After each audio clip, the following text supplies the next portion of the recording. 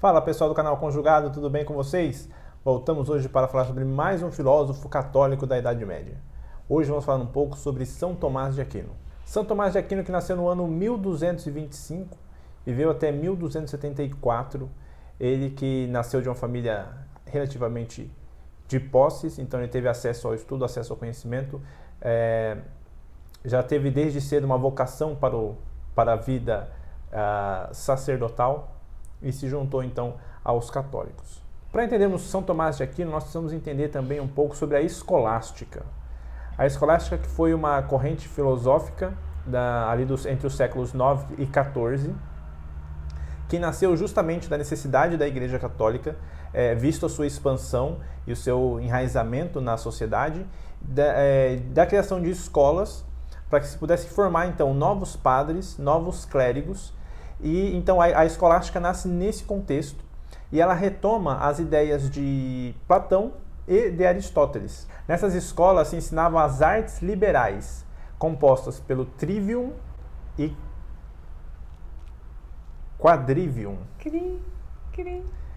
Trivium e quadrivium. O trivium, que era composto por gramática, retórica e lógica, e o quadrivium, que era composto por aritmética, geometria, astronomia e música. Então era isso que se ensinava naquelas escolas. Escola interessante. Bacana essa divisão deles, né? Então São Tomás de Aquino, ele vai ser o expoente máximo da escolástica. E ele fez algo incrível. Ele fez muitas coisas incríveis. Uma delas foi unir o pensamento de Aristóteles e o pensamento cristão. Isso é genial por muitos motivos. Vocês lembram que semana passada nós conversamos um pouco sobre Santo Agostinho? Santo Agostinho, ele era um cara que ele juntou Platão e o cristianismo. Vou explicar como. Vocês lembram de Platão? Que Platão falava do mundo das ideias, onde tudo era perfeito, onde tudo era puro, onde tudo era belo? Os patrísticos, que é a escola da qual Santo Agostinho faz parte, eles vão dizer que esse mundo, onde tudo é perfeito, tudo é belo, tudo é maravilhoso, é o céu. Certo? Então, eles vão unir esses dois mundos, Platão e a Igreja. É como se a perfeição tivesse só em Deus e nas coisas relacionadas a Deus. E né? só a nesse terra, mundo só nesse posteriori. mundo vigente. A vir, né? A Por vir, vir. exatamente. Né? E aí, o que acontece? Então, São Tomás de Aquino vai falar que não. São Tomás de Aquino vai falar que, assim como Aristóteles, vai falar, olha, existe um mundo que é o mundo real, que é o mundo presente, Terreno. que é o mundo terreno, e é aqui que eu vou trabalhar. É com essa realidade que eu vou trabalhar. Então, São Tomás de Aquino fez um esforço homérico para juntar as ideias de Aristóteles às ideias cristãs e aprovar que a fé e a razão não são inimigas, elas não são opostas, mas elas são complementares. Na época de São Tomás de Aquino, o conhecimento de Aristóteles estava voltando muito, né? Por meio dos sírios, dos judeus, se eu não me engano, Sim, né? Dos umas árabes. traduções. Então, como esse conhecimento muito racional estava voltando, a igreja precisava também, de alguma maneira, introduzir esse pensamento racional na teologia, porque senão podia perder o poder, né? Se ficasse só, entre aspas, no conhecimento teológico ideal, como era de Santo Agostinho. Em que então, tudo também, dependia da fé. Da fé. Então também foi uma estratégia da igreja para continuar tendo uma influência na sociedade, porque a cultura, pessoal, a educação, o conhecimento sempre foram maneiras de poder. Né? Sim. Quem tem acesso à informação, ao conhecimento, à cultura, tem um poder na sociedade. E a igreja não queria perder esse poder. Então ela deu um jeito de unir também esse conhecimento racional de Aristóteles à teologia, que foi o que São Tomás de Aquino fez. Né? Dentre os vários escritos de São Tomás de Aquino, um dos que mais se destaca é a Suma Teológica. Suma é uma síntese de um tema. É uma palavra que a gente não usa mais tanto, né? É um Suma, resumo, né?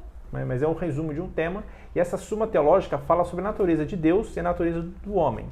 E é através nessa obra que ele vai, então, se esforçar para provar que a fé e a razão não são opostas, são complementares.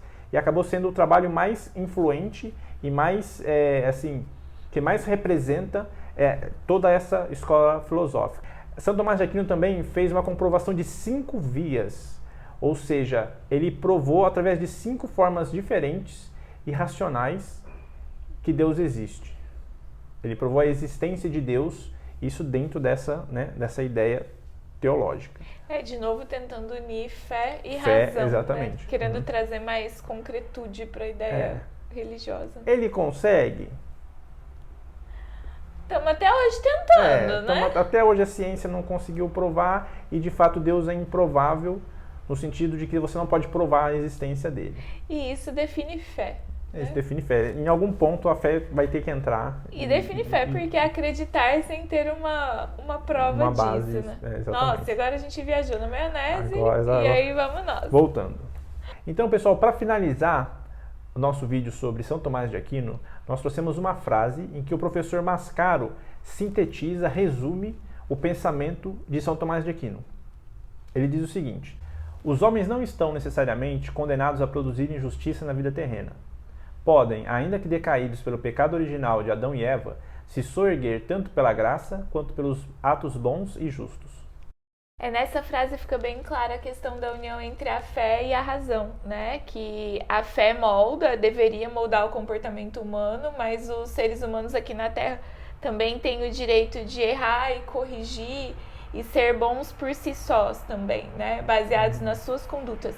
São Tomás de Aquino valoriza muito o comportamento humano, né? Como o ser humano é capaz de decidir, escolher as suas atitudes e que ele deve fazer o bem para o outro, né? Que esse é o cerne. Vamos então para a aplicação prática das ideias de São Tomás de Aquino. A aplicação prática dessa semana é entender que podemos ter as nossas crenças espirituais, mas temos que entender que a gente tem poder de conduzir as nossas atitudes aqui na Terra e escolher ser boas pessoas através dos nossos comportamentos, pensamentos, da maneira que a gente trata os outros, não é? Então, não necessariamente a gente tem que decidir ser só fé, espiritualidade ou só razão. A gente pode unir as duas coisas e o mais importante, né, pessoal, impactar o mundo com uma atitude positiva e humana. A ideia é essa, a gente tentar trazer esse lado espiritualizado e também humano para o dia a dia. É isso então, pessoal. Até a próxima semana, mais um filósofo. Tchau!